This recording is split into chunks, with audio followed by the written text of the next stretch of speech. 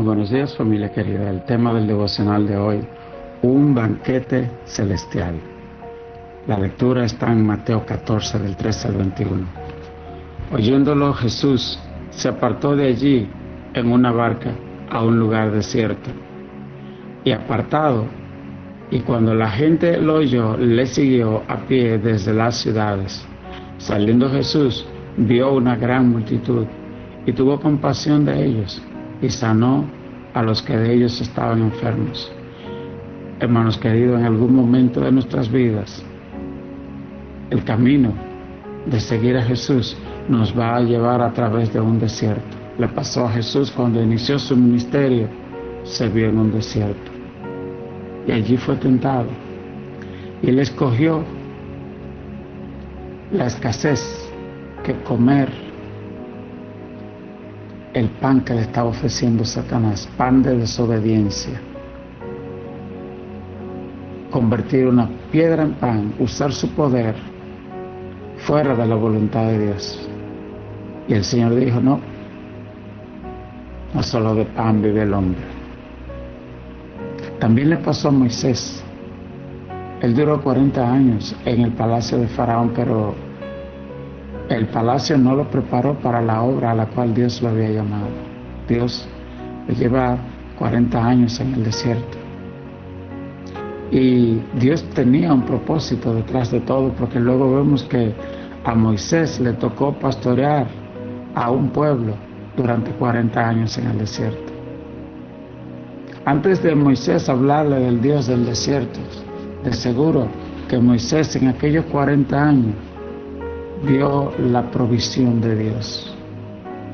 Vio que había alguien que sabía poner mesa en el desierto, como dice el Salmo 4, aderezas mesas delante de mí en presencia de mis angustiadores. Y en esta ocasión, en la lectura de hoy, vemos que una multitud sigue a Jesús. Él se había ido al desierto, porque muchas veces el desierto es mejor que el palacio.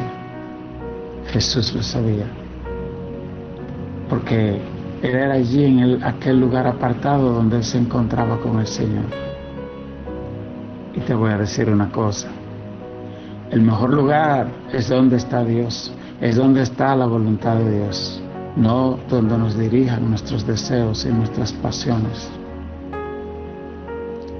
Humanamente, ninguno de nosotros vamos a querer estar en el desierto. Sin embargo, Jesús iba voluntariamente porque aquel era el lugar de encuentro con Dios. Hoy, el lugar de encuentro con Dios puede ser ese lugar solitario donde buscamos. Hay una antigua canción que dice, a solas al huerto yo voy, cuando duerme aún la flor está. Y dice la Biblia que Jesús se levantaba aún de madrugada y se iba a orar a solas con su Padre Celestial.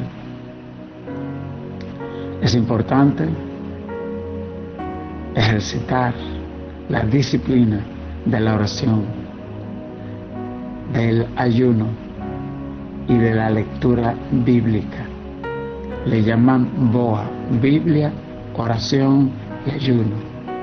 Y en ese momento solas, cuando lees la palabra, te vas a dar cuenta que de repente la palabra va a empezarte a hablarte a ti. El Espíritu Santo la va a utilizar y en un momento, sin darte cuenta, en vez de tú estar leyendo la palabra te va a estar leyendo a ti, te va a estar hablando a ti, te va a estar instruyendo. Y de repente, sin darte cuenta, vas a empezar a llorar ante la presencia del favor, de la gracia del Espíritu Santo de Dios. Porque la Biblia dice que Él honra a los que le honran. Eso es un principio celestial. Uno de los misterios revelados dice, yo honro a los que me honran. Y una forma de honrarlo es la obediencia. Y uno de los mandamientos de Él es escudriñar las Escrituras. Él no dice, léela de rápido, léela cuando te sobra tiempo. No, escudriñar las Escrituras.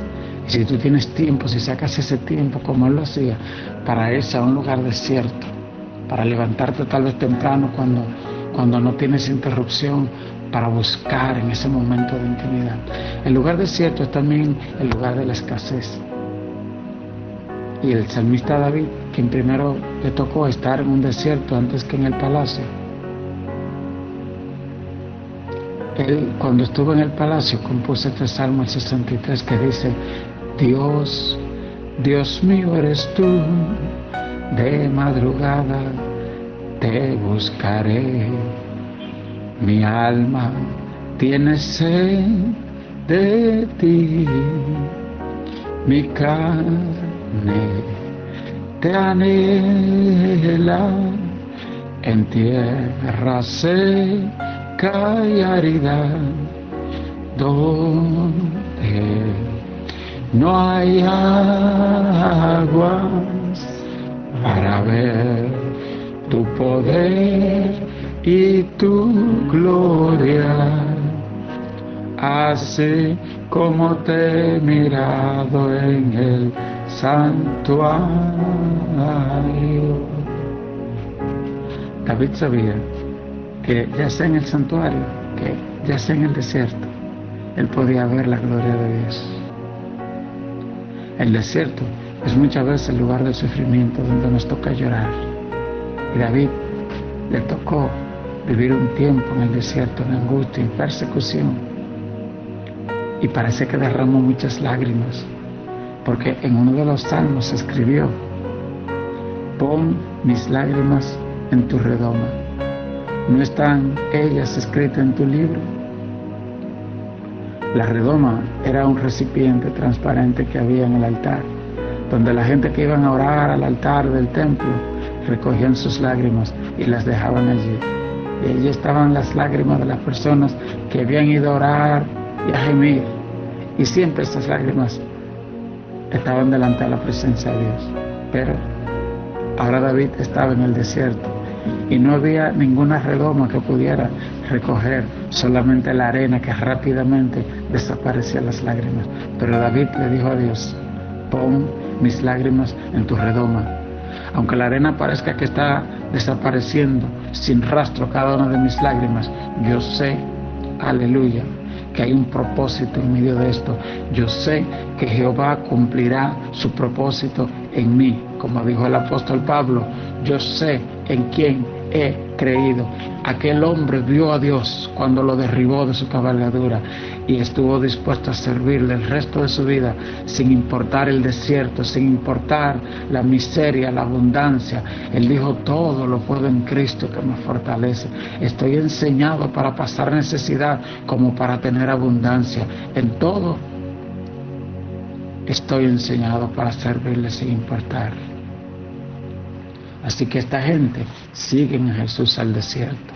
Y dice: y saliendo vio una gran multitud, y tuvo compasión de ellos, y sanó a los que estaban enfermos. Qué cosa tan linda cuando habla de que lo que movía a Jesús era el amor, la compasión. ¿Te mueve la compasión a ti?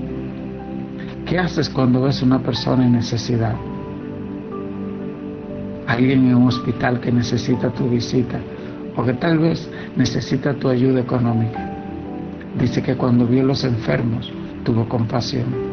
En este mundo que la orden parece ser: ignora al necesitado, no extienda la mano, ocúpate de tus propios asuntos. Y lo que tú tienes no te da ni para ti, y mucho menos lo vas a compartir. Pero la Biblia dice que tuvo compasión y que los que estaban enfermos los sanó. Y cuando anochecía se acercaron a sus discípulos diciendo: el lugar es desierto y la hora ya pasada, despide la multitud para que vaya por las aldeas y compren de comer. Jesús le dijo: no tienen necesidad de irse, dadle vosotros de comer. Y ellos le dijeron: no tenemos aquí sino 5 panes y 2 peces. Él les dijo: traédmelo acá. Me encanta que el Señor le dice: ellos no tienen necesidad de irse.